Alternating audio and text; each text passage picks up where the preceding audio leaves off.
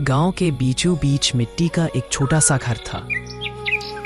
घर में रहते थे रामनाथ और उनकी पत्नी सावित्री। दोनों मेहनती, ईमानदार और सुखी जीवन जी रहे थे।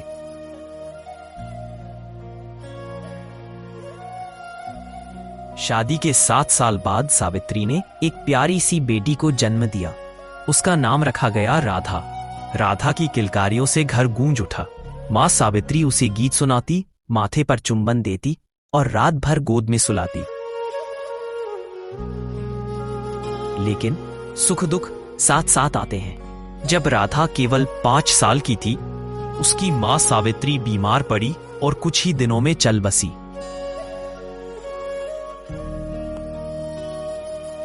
रामनाथ ने अकेले ही बेटी को पाला। सुबह खेत में हल चलाता, दोपहर में पसीना बहाता और शाम को घर आकर राधा को खाना खिलाता।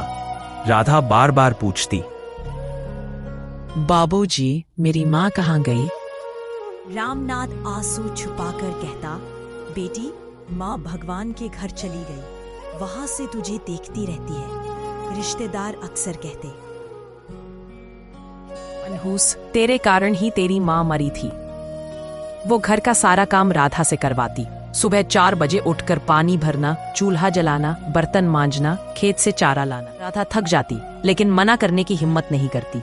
अगर कोई काम अधूरा रह जाता तो कमला उसे बेलन या चम्मच से मारती। कुछ साल बाद कमला को एक बेटा हुआ, सोनू। अब तो राधा का जीवन और भी कठिन हो गया। कमला सोनू को दूध, मिठाई, फल, खिलौने और नए कपड़े देती। वही राधा को बचा खुचा पुराने फटे कपड़े मिलते। राधा भूख से तरसती, लेकिन कभी सोनू चुराकर खाने की हिम्मत नहीं करती। गांव में एक बूढ़ी औरत थी, जानकी दादी। वो अक्सर राधा को खेतों में काम करते देखती। एक दिन उन्होंने पूछा, बिटिया, तू इतनी छोटी होकर इतना काम क्यों करती है? राधा रोते रोते बोली, दादी, अगर मैं काम ना करूं तो माँ कमला मुझे मारेगी। जानकी दादी ने उसे गले लगाकर कहा, बेटी, धैर्य रख। भगवान सब देख रहा है। अत्याचार ज्यादा दिनों तक नहीं चलता। राधा स्कूल जाती थी और पढ़ाई में तेज थी। मास्टर जी अक्सर कहते, रामनाथ जी, आपकी बेटी बहुत होशियार है, इसे आगे पढ़ाइए। लेकिन कमला को यह बिल्कुल पसंद नहीं था।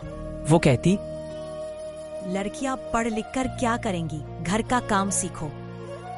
और धीरे धीरे उसने राधा की पढ़ाई छुड़वा दी। राधा की आंखें भर आती, लेकिन वो चुप रहती।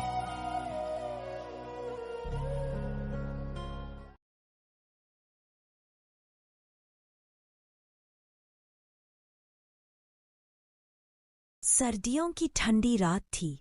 सब अंदर रजाई में सो रहे थे, लेकिन कमला ने राधा को बाहर आंगन में बोरी पर सुला दिया। राधा ठंड से कांप रही थी।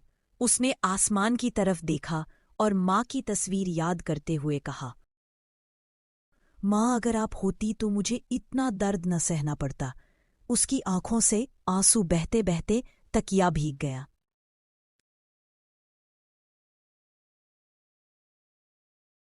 एक दिन रामनाथ खेत से जल्दी घर लौट आया। उसने देखा कि राधा भारी बर्तन धो रही है। हाथ फट चुके हैं और आंखों से आंसू बह रहे हैं। रामनाथ का दिल टूट गया। उसने धीरे से पूछा, बेटी, सच बता, तेरी माँ तुझे क्यों इतना काम करवाती है? राधा पहले चुप रही, लेकिन पिता के जोर देने पर उसने सब सच बता दिया। रामनाथ गुस्से से कांप उठा। उसी समय कमला घर लौटी। रामनाथ गरज कर बोला, कमला, तूने मेरी बेटी को नौकरानी बना दिया। अगर आज के बाद इस पर हाथ उठाया तो तुझे घर से निकाल दूंगा।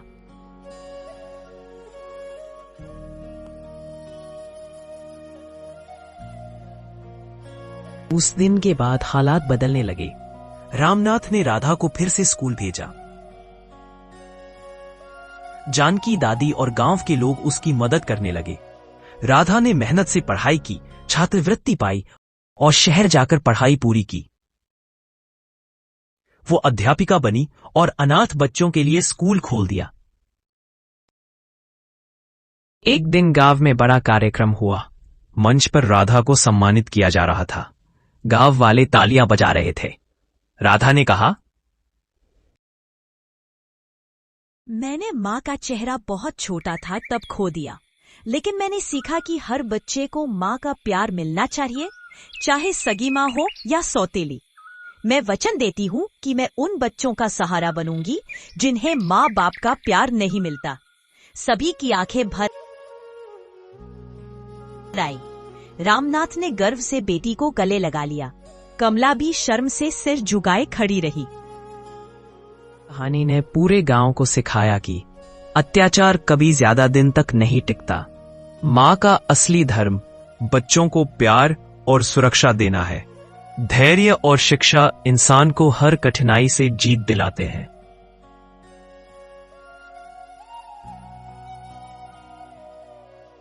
दोस्तों, आपको कहानी कैसी लगी?